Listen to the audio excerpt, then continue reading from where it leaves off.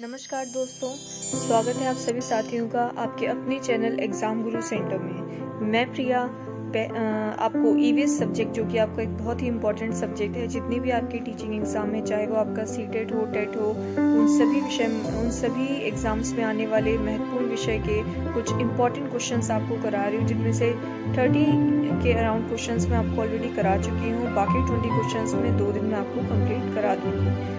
तो ये सारे क्वेश्चंस आपके एनसीईआरटी बेस्ड हैं, जो कि आपके पहले के एग्जाम में भी आ चुके हैं। अगर आपने अभी तक मेरे पुराने क्वेश्चंस नहीं देखे हैं, जो कि बहुत ही इंपॉर्टेंट है आने वाले हमारे सीटेट एग्जाम के लिए या जितने भी हमारे टेट वगैरह एग्जाम्स हैं, टीचिंग एग्जाम्स हैं, तो प्लीज़ आप हमारी प्लेलिस्ट में जाके चैनल की वो वीडियोस देख सकते हैं। चैनल को सब्सक्राइब करना ना भूलें। तो शुरू करते हैं हम आज की अपनी series. Question number 1, Shreya and Riya are young girls.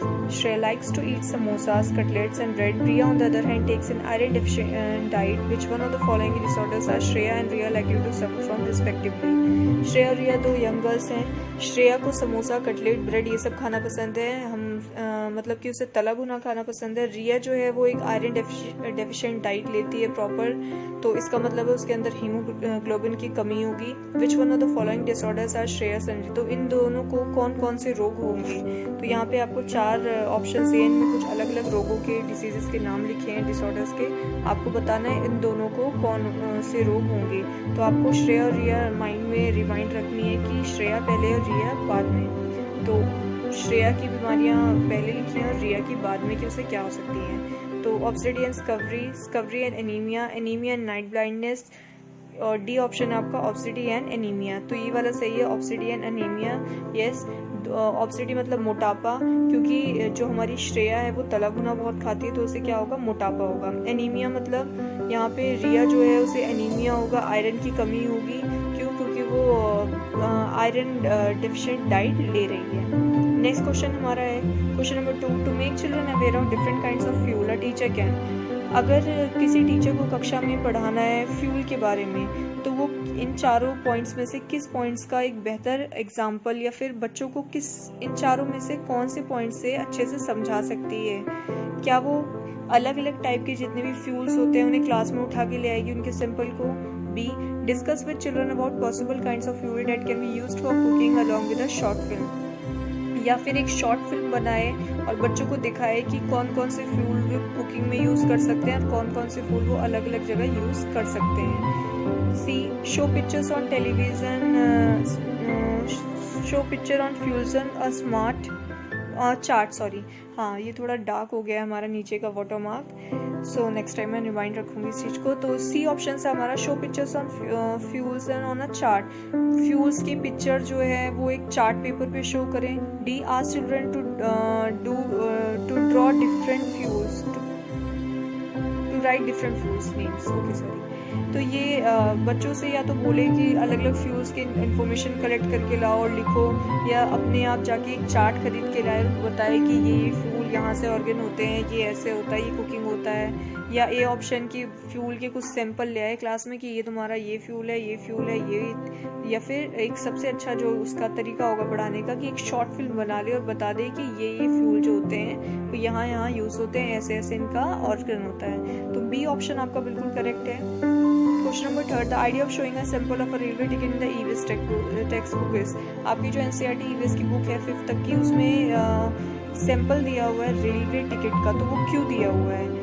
कुछ पॉइंट्स हैं। A, enhance the skill of students to arrive at conclusion, ताकि जो बच्चे हैं वो उस स्किल्स को, उसको चैप्टर को समझने के बाद एक कंक्लूजन पे जाएं। उसको देखने के बाद give them an opportunity with real information, develop the skill of observation, ताकि जो बच्चे हैं उसको उन्हें एक अपॉर्चुनिटी मिले ताकि वो रियल इन्फॉर्मेशन, क्योंकि वहाँ पे हम कुछ भी प्रिंट करके लगा देते हैं, लेकिन रियल टिकट का वहाँ पे आपको फोटो होता है, आपकी ईवीएस की बुक में दिया हुआ है वो, इसलिए ताकि बच्चे रियल चीज़ को ऑब्जर्व करें और डेवलप करें अपने अंदर स्किल। कौन सी? ऑब्जर्वेशन की। किसी चीज़ को देख के ऑब्जर्व करने वाली जो स्किल है वो उनके अंदर डेवलप्ड हो।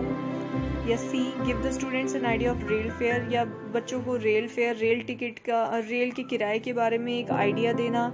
D, provide them the knowledge of various observation and used in the ticket, या फिर बच्चों को ये बताना कि टिकट में क्या क्या चीज़ें यूज़ होती हैं, टाइम लिखा जाता है, ये लिखा जाता है। तो सबसे बढ़िया आपका जो मेन पर्पस होता है रेलवे टिकट आपकी बुक में दिया हुआ है ईवीएस की, इसलिए ताकि बच्चे रियल चीज़ को देख के उसको ऑब्जर्व करें, अपनी अंदर ऑब्जर्वेशन की स्किल को डेवलप करें। क्योंकि रेल का किराया कितना है इससे उनका कोई मतलब नहीं है, ये उनके पेरेंट्स भी उनको बता सकते हैं, वो गूगल पे भी सर्च कर सकते हैं, या फिर उनको कहते हैं क्या क्या रेलवे टिकट पे लिखा होता है ये तो वो वैसे भी इंफॉर्मेशन कलेक्ट कर सकते हैं, पर किसी रियल चीज़ को देख के उनके अंदर एक ऑब्जर्वेशन स्किल डेवलप होगी। Question number 4, the name of the scientist who first peeped in the mosquito into a mosquito's stomach and proved that mosquitoes spread malaria and for his research was awarded Nobel Prize in Medicine in December 1902 is। एक scientist है जिन्होंने mosquito के stomach में पेट में जाके पेड़ से research करी, ये प्रूव किया कि जो मॉस्किटो होते हैं, जो मच्छर होते हैं, वो क्या मलेरिया स्प्रेड करते हैं। उन्होंने ये डेवलप किया था, कहते हैं ना मलेरिया स्प्रेड होता है मच्छरों से, तो वो उन्होंने ही डेवलप किया था ये कि मलेरिया जो है वो मच्छरों से होता है, और ये रिसर्च जो है उनकी थी, तो उन्हें नोबेल प्राइज़ इसके लिए मिला था इन मेडिसिन इन दिसंबर 1902 में। तो ये क्वेश्चंस बहुत बार आ चुके हैं। तो ये हैं हमारे Ronald Ross.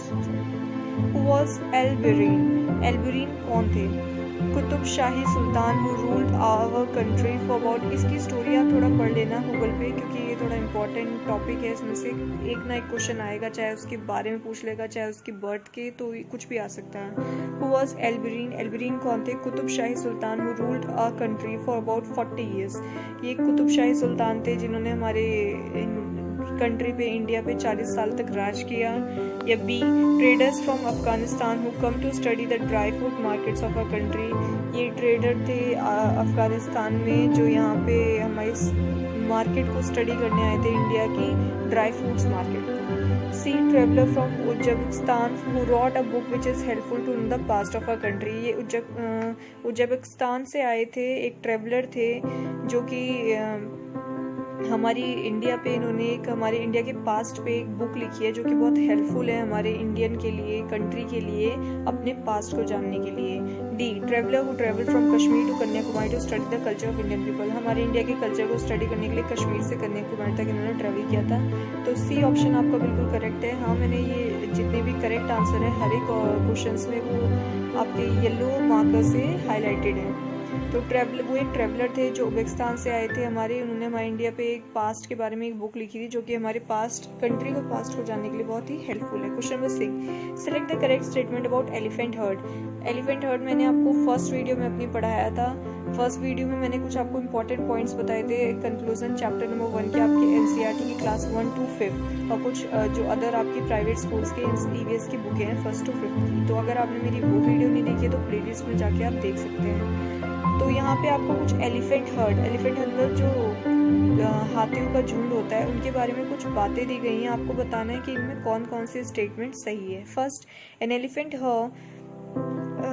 Heard is mainly females and baby elephant up to 14 to 15 years old। एक जो हाथियों का झुंड होता है उसमें ज़्यादातर औरतें फीमेल बेबी एलिफेंट होती हैं और छोटे बेबी एलिफेंट होते हैं 14 से 15 साल तक के। या B, an elephant herd comprises members of a particular family. सिर्फ एक फैमिली के मेंबर्स होते हैं, उन्हीं के खानदान के एलिफेंट हर्ड में, झुंड में सिर्फ एक ही खानदान के हाथी चल रहे होते हैं। नहीं, ही गलत है। C, the oldest female is the leader of the herd. तो ये मैंने आपको उसमें ही पढ़ाया था कि जो हाथियों का झुंड होता है उसमें मोस्टली सारी फीमेल हाथियाँ होती हैं और जो भी छोटे हाथी आपको दिखते हैं वो 14 से 15 साल तक के होते हैं। जो मेल हाथी होते हैं वो 15 साल के होने के बाद झुंड को छोड़ के चले जाते हैं। तो जो सबसे बूढ़ी एलिफेंट फीमेल होती है वहाँ पे वो क्या बन जाती है, उस झुंड की लीडर बन जाती है ऑटोमेटिकली। तो यहाँ पे आपके दो स्टेटमेंट्स है, एक ए और एक सी। तो डी ऑप्शन आपका सही है, correct A and C. Question number 7. Inside the petals in the middle of a flower, we find a thin powdery structure called।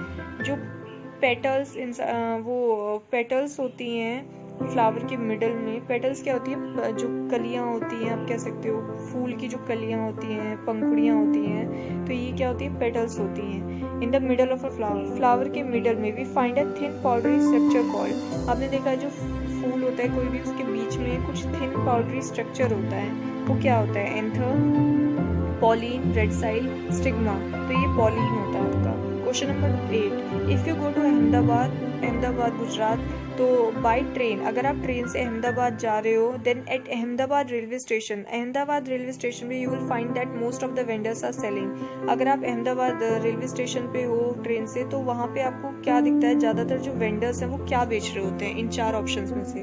Dhokla with chutney with and lemon rice, वो ढोकला चटनी और लेमन राइस बेच रहे होते हैं, या छोले भटूरे लस्सी, या idli chutney and vada chutney, pure शक and ठंडा दूध। तो मैंने आपको पहले भी ये पढ़ाया था, कुछ मैंने आपको बोला भी था कि जो कहीं कहीं के कुछ प्रसिद्ध फूड होते हैं वो आपको लर्न करने हैं, कुछ प्रसिद्ध चीज़ें। तो गुजरात की फेमस क्या है?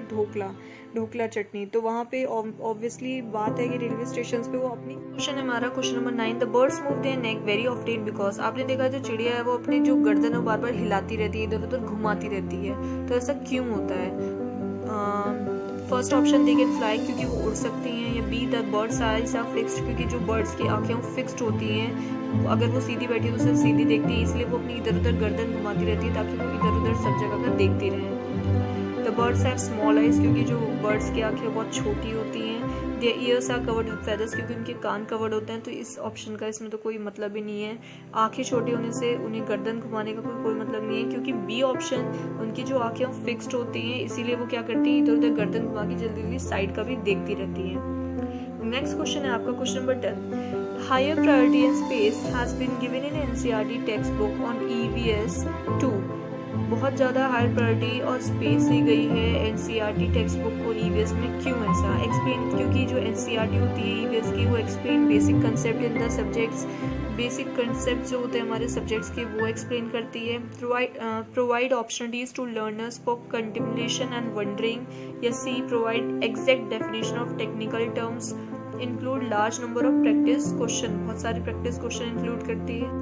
तो ऐसा क्यों होता है? जो हमारा बी ऑप्शन है बिल्कुल करेक्ट है, क्योंकि वो बच्चों को provide opportunities to learners for contemplation and wondering. NCERT जो ईवीएस की हमारी, वो बच्चों को सोचने की, चीज़ों को, स्किल्स को डेवलप करने की और दूर तक सोचने की, समझने की बहुत सारी ऐसी अपॉर्चुनिटीज उसमें प्रोवाइड की जाती है, अलग अलग टाइप से कुछ प्रैक्टिकल क्वेश्चंस पूछ के या कुछ एग्जाम्पल्स दे के, तो बच्चे उस चीज़ को सोचते हैं। तो बी ऑप्शन बिल्कुल करेक्ट है। So thank you so much and I hope आपको मेरी आज की वीडियो पसंद आई हो। सो प्लीज़ लाइक करना ना भूलें। Thank you, have a nice day.